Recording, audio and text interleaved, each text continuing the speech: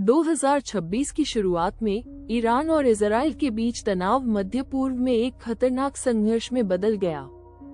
वर्षों तक दोनों देशों ने एक दूसरे पर खतरों और गुप्त हमलों के आरोप लगाए।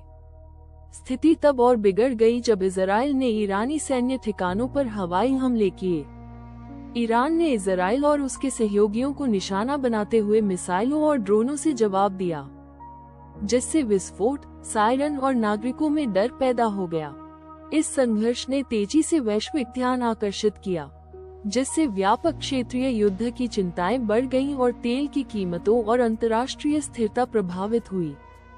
जैसे जैसे लड़ाई जारी है, दुनिया करीब से देख रही है, उम्मीद कर रही है कि कूटनीति तनाव को कम कर सकती है और क्षेत्र में शांति ला सकती है।